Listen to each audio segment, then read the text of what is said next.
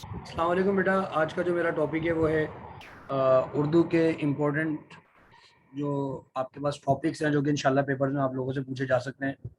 तो मैं आपके सामने वन बाय वन डिस्कस करने लगा हूँ।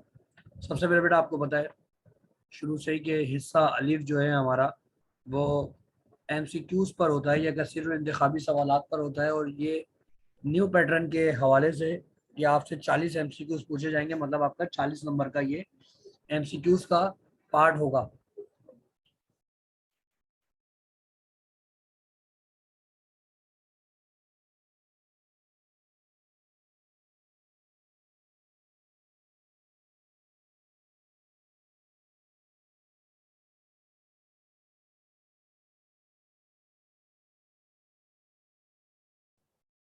जी बेटा, तो मैं आपसे क्या कह रहा था कि हमारा जो हिस्सा अलीफ है 40 नंबर का होता है एमसीक्यूज न्यू पैटर्न के हवाले से, और इसमें आपसे 40 ही एमसीक्यूज पूछे जाएंगे और इसके मार्क्स भी हमारे पास 40 ही होंगे। ठीक है, अब हम आ जाते हैं हिस्सा बे पर।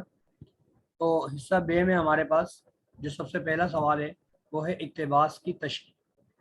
ठीक है जी, इक्तबास की तशरीह मतलब बेटा कि कोई भी आपके पास ये चैप्टर जो मैंने आप लोगों के नाम बताए में कौमी इत्तेफाक ज़बान गोया तख्लीक या फाके का रोज़ा, ये और इसके अलावा आ भी सकते हैं जैसे कि ये वाले जो आपके चैप्टर जो मौजूद हैं ये। ठीक है जी, तो मतलब क्या है इसका कि इसमें आपके पास चैप्टर में से कोई भी एक पैराग्राफ आपसे आपको दे दिया जाएगा। आपको सबसे पहले पैराग्राफ को पहचानना है और उसके मुसन्निफ का नाम जो है वो आपको पहचानना है या उसके मुसन्निफ को पहचानना है। और नेक्स्ट जो है वो आता है हमारे पास, फिर उस इक्तबास की आपको तशरीह करनी है कि इस इक्तबास में बताया क्या गया है। अच्छा जी, इसके बाद हमारे पास आते हैं अशार की तशरीह और हवाला। आपके पास अशार कुछ लिखे हुए आएंगे जिनमें से आपको जो है वो अशार की तशरीह करनी होगी, और उन आशार, अच्छा जी, और उन अशार के बारे में जो है आप लोगों को पता होना चाहिए कि ये कौन सी नज़म के जो है वो शेर हैं। ठीक है जी, या कौन इसके जो है वो कौन है शायर हैं। ठीक है, नेक्स्ट, जैसे कि इसमें जो इम्पोर्टेंट अशार हैं हमारे पास, इम्पोर्टेंट जो हमारे पास शायर हैं उसमें हमारे पास ख्वाजा मीर दर्द, मीर तकी मीर, मिर्ज़ा असदुल्ला खान गालिब, और इसके अलावा मिर्ज़ा असदुल्ला खान गालिब हैं,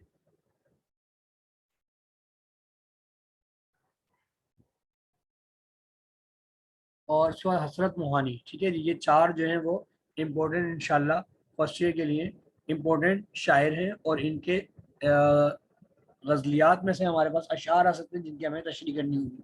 तशरीह करने का तरीक़ेकार क्या होता है, सबसे पहले आप शेर लिखेंगे, शेर का नंबर डालेंगे, उसके बाद आप हवाला शेर देंगे, उसके बाद आप जो है नेक्स्ट जो होगा आपका हवाला शायर, नेक्स्ट उसके बाद हमारे पास आएगी तशरीह। बार फिर दोबारा बता रहा हूँ मैं आपको, सबसे पहले आप हवाला शेर सॉरी सबसे पहले आप शेर लिखेंगे, उसके बाद आप हवाला शेर देंगे, उसके बाद आप हवाला शायर देंगे, उसके बाद हम करेंगे तशरीह किसकी, अशार की।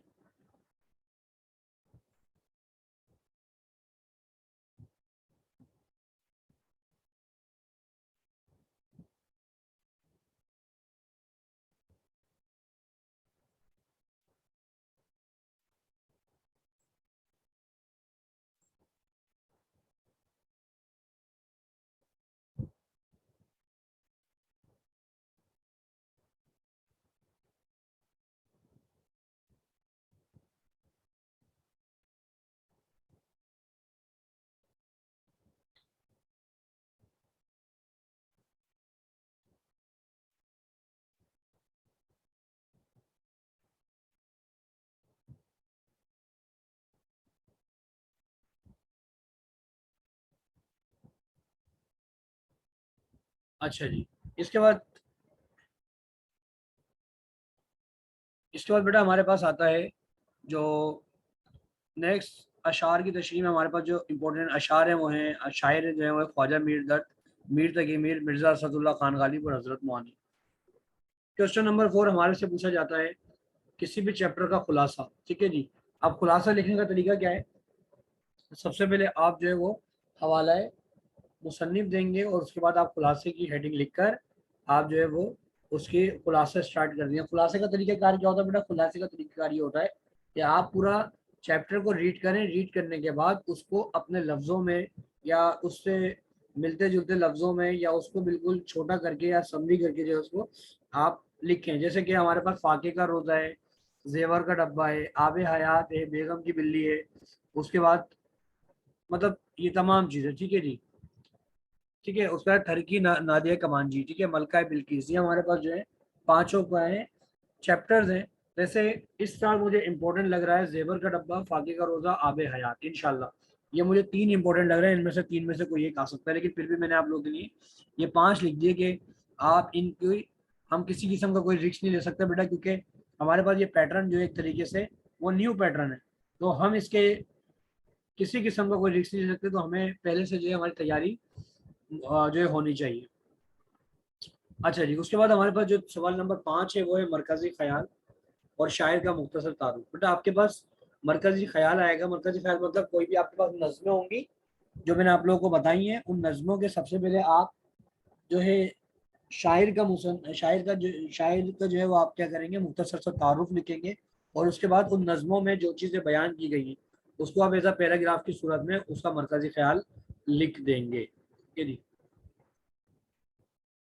अच्छा जी, इसमें हमारे पास कौन कौन सी नज़में हैं? रहे नाम अल्लाह का, चुप की दाद।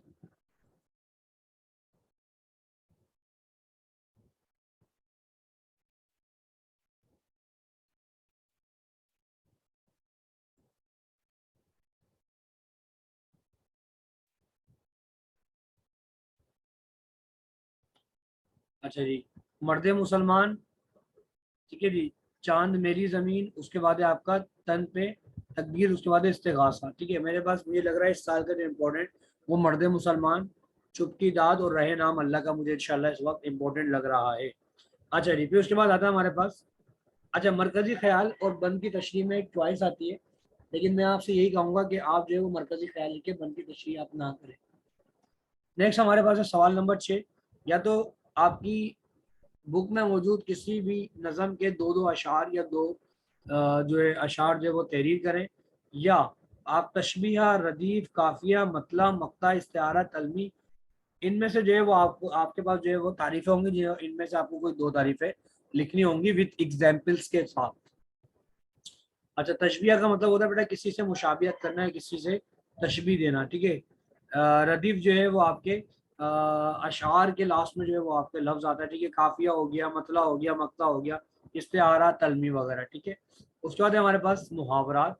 मुहावरत मतलब या तो आप मुहावरात को जुमलों में इस्तेमाल करें या फिर आप क्या करें, इन दोनों इनमें से किसी दो की जो है वो आप तारीफ करें। जैसे मुहावरात में आपके पास कोई भी आ सकता है, जैसे कि खंदा पेशानी हो गया, या कुछ भी, कोई भी मुहावरात आपके पास आएंगे जिनको आपको जुमलों में इस्तेमाल करना पड़ेगा। जैसे हवास बाख्ता होना। ठीक है, और अगर आपने ये नहीं करना, मतलब मुहावरात को जुमलों में इस्तेमाल नहीं करना, तो आप फिर नात, नज़म, मरसिया या मनकबत जैसी दो तारीफें जो है वो आप करेंगे। अच्छा, हिस्सा जिम में हमारे पास मंदरजा झेल शायर की शायराना खसूसियात।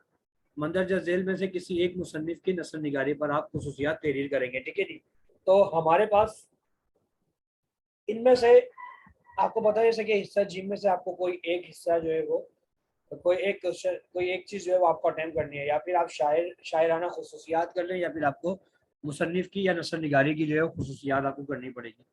इस बार हमें जो लग रहा है इंपॉर्टेंट वो मीर दर्द, मिर्ज़ा गालिब, मीर तकी मीर, हसरत मुहानी। इसके अलावा जो सवाल नंबर जो नेक्स्ट हमारे पास इसी का पार्ट है वो है कि किसी मुसन्निफ या नसर निगार की खसूसियात में से। तो इस बार जो इम्पोर्टेंट लग रहा है बेटा इंशाल्लाह वो है सर सैयद अहमद खान, मुंशी प्रेमचंद, आगा हशर कश्मीरी कश्मीरी, अहमद नदीम कासमी। ठीक है जी, और अगर आप ये क्वेश्चन अटेम्प्ट नहीं करते तो एक चॉइस आती है आपके पास, या तो आप ये खसूसियात कर लें या फिर आप किसी एक उन्वान पर मजमून तैयारी कर रहे हैं। बेटा उन्वान जो है बोर्ड की तरफ से होता है, कोई भी आ सकता है, तो हम उन्वान तो आपको नहीं बता सकते। अब वो कोई भी वो उन्वान, जैसे कि मेरा शहर हो गया, या वो आपसे कोरोना के ऊपर दे सकते हैं, या मतलब किसी चीज़ के ऊपर भी वो आपको क्या दे सकते हैं, टॉपिक दे सकते हैं। ठीक है जी, तो आपको उस टॉपिक पर या उर्दू की लिखाई पर जो है वो कमांड हासिल होनी चाहिए। ठीक है, तो मैं फिर दोबारा आपको बताना चाहूंगा, आपका उर्दू का पेपर 3 हिस्सों पर होता है। हिस्सा अलिफ, हिस्सा बे, हिस्सा जीम। हिस्सा अलिफ में एमसीक्यूज होते हैं, हिस्से बे में शॉर्ट क्वेश्चंस आंसर्स, ठीक है, जिसमें तारीफें, अशार की तशरीह, इक्तबास की तशरीह, ठीक है जी, और जुमले वगैरह, ठीक है, वो इस्तेमाल किए जाते हैं। जबकि हिस्सा जीम में आपके पास खुसूसियात और मजमून जो है वो पूछा जाता है, ठीक है जी। यहाँ तक हम रखते हैं, इंशाल्लाह आप लोगों को ये पैटर्न समझ में आया होगा, ठीक है। अपना खूब ख्याल रखिएगा, अल्लाह हाफिज़।